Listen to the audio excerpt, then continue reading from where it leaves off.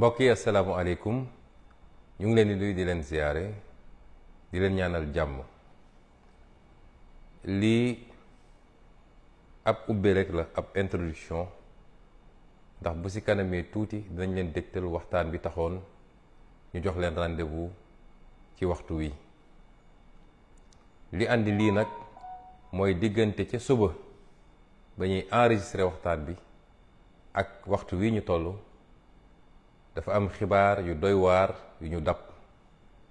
mooy xibaar bi nga xam ne mu nga xewee fële ci suñuy mbokk yu nekk Ngor. ñu ne nag dinañu ubbee waxtaan bi ci loolu gannaaw bu ñu gërëmee sant suñuy nattaango leaderu Yewwi Askan Wi nga xam ne tey def nañu waxtaan wu am solo, waxtaan ak sénégalais yi te jëmale ko ci suñu jëmm daal di feddale kóllëre ak xaritoo, waaye si du feddale diggante gi nga xam ne moo dox ci man ak ñoom ci li nga xam ne gëm-gëm la, pas-pas la ak bëgg réew mi la.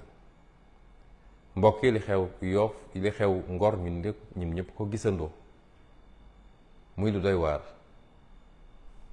ab nguur boo xam ne day xëccoog askanam suuf soo xam ne matul sax hectare, gën saa bëri ne nañ 6000 mètres carrés la, mu koy xëccoog askanam ba mu jar violence bii nga xam ne ñun ñëpp gis nañ ko.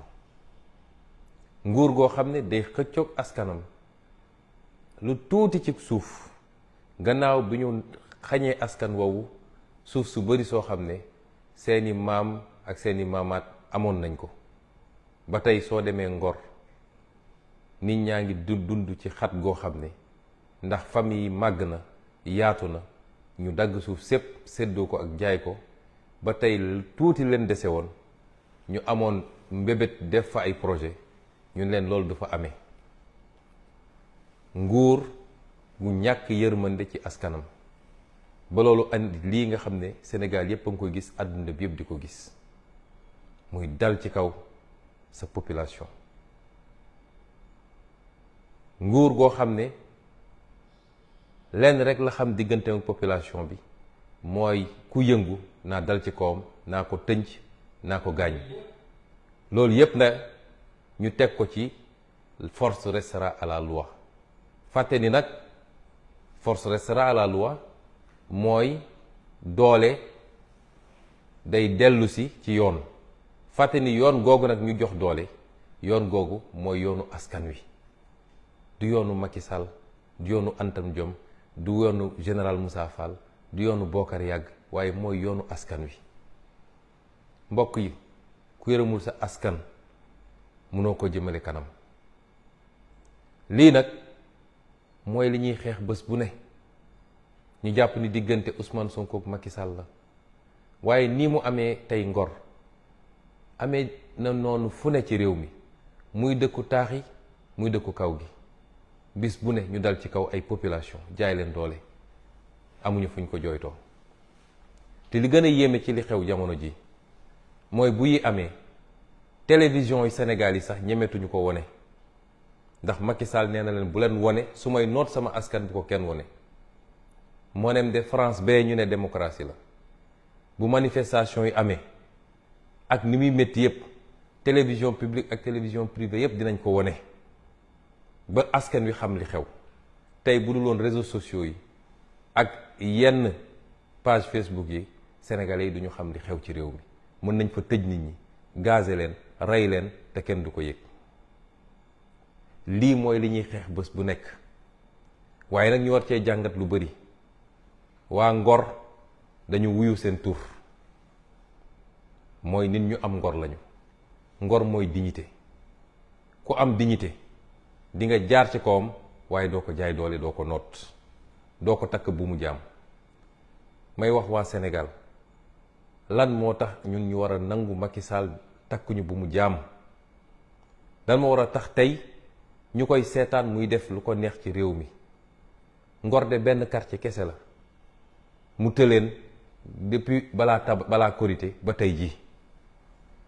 waa bu quartier Sénégal yépp takkoon seen fit, takk seen ndigg jàkkaarloog Macky Sall gëm naa ni du fi def genn wàllu fan dina takk ay bagages am dem.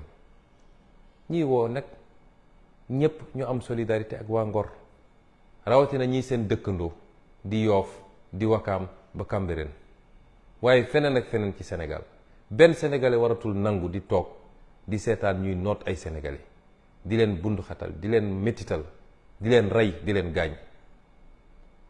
dégg nañu sànq ab xibaar boo xam ne ñu ngi koy vérifié wu ñu ne ñu am na benn gone gu jigéen gu ci ñàkk bakkanam. ñu ngi ñaan yàlla loolu bu mu am ndax nguuru Macky Sall li fi rot ci bakkan bëri na ci ay manifestation kese. gis nañu ay image yoo xam ne yu doy waar la ay nit nekk ci ay plage ñu leen di tiire ay bal fetal te balaa korité bi gis nañ fa image yu doy waar ay nit yor ay fetal nekk ci ay yoonu koñ di chargé di tiire ci kër yi. mu fàttali leen li xewoon sama kër le 7 février 2021 nga xam ne ay alkaati la ñu gis ñu taxaw ci kaw ay toit di tiire.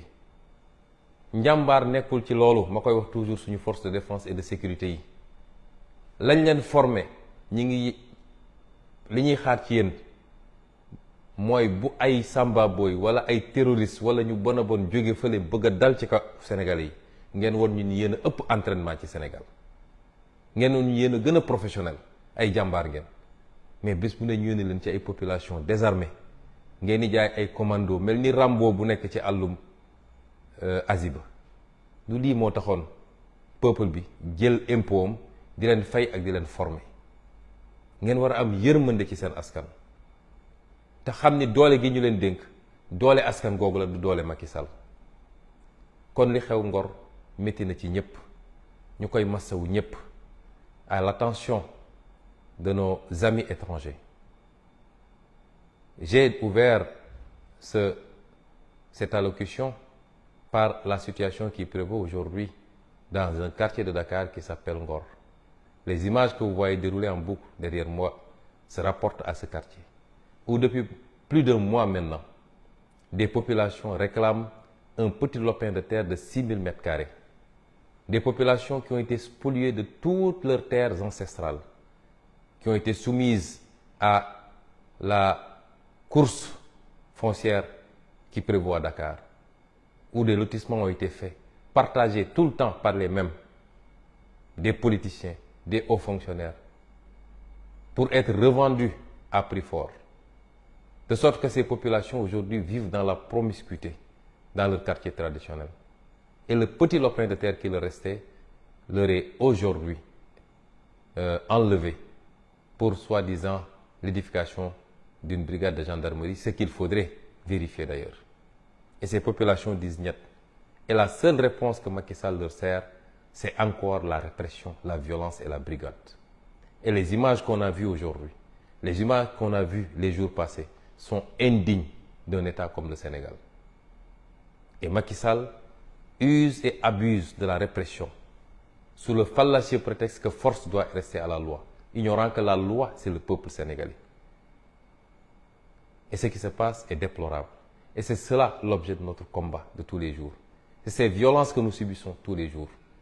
Beaucoup de Sénégalais ou certains Sénégalais ont pu penser que c'est une adversité politique simplement, que ça tourne autour de la conquête du pouvoir.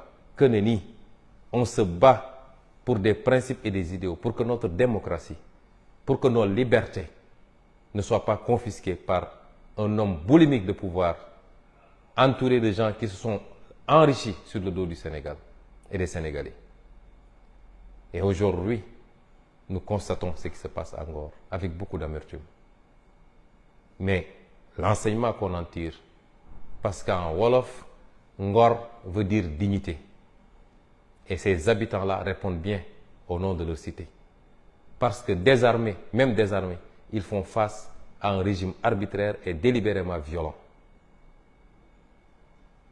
Nous appelons tous les Sénégalais à se solidariser avec le quartier de Ngor. Et le principal enseignement que j'en tire, c'est que si les Sénégalais se mettent debout, prennent leur courage à deux mains, il n'y a pas de force de répression qui peut les contenir. Et Macky Sall ne passera pas une journée de plus à la tête de ce pays. Si c'est un quartier qui résiste depuis plus d'un mois, imaginez ce que ferait le soulèvement de tous les quartiers pour résister à l'oppression. Et c'est pourquoi j'appelle tous les Sénégalais, et particulièrement les quartiers limitrophes de Yoff, de Ouakam, de Cambérène, tous les quartiers limitrophes, à se solidariser avec nos frères de Yoff. Nous avons été informés qu'il y aurait eu déjà un mort, précisément une jeune fille. Nous sommes en train de vérifier l'information et nous souhaiterons qu'il n'en soit pas ainsi. Et ce serait déplorable parce qu'il y a eu trop de vies humaines perdues sous le régime de Macky Sall, abattues lâchement par des forces de défense et de sécurité pendant des manifestations. Des dizaines aujourd'hui. Et Macky Sall ne compte pas s'arrêter à si bon chemin. Il faut arrêter ce massacre qui ne dit pas son nom. Et c'est pourquoi je lance un appel à tous les Sénégalais et à toute la communauté internationale à s'intéresser de très près à ce qui se passe au Sénégal. mbokk yi lii la ñu bëggoon a ubbee parce que lu ñu dab la balaa ñuy commencé yéguñu ko woon ba ñuy door enregistrement bi sànq ci suba. ñu ngi leen di jox rendez-vous dans quelques minutes le temps que techniciens yi positionné élément bi ngeen mën a déglu li nga xam ne mooy waxtaan bi ñu seq ak yéen tey asalaamualeykum wa rahmatulah wa barakaatu.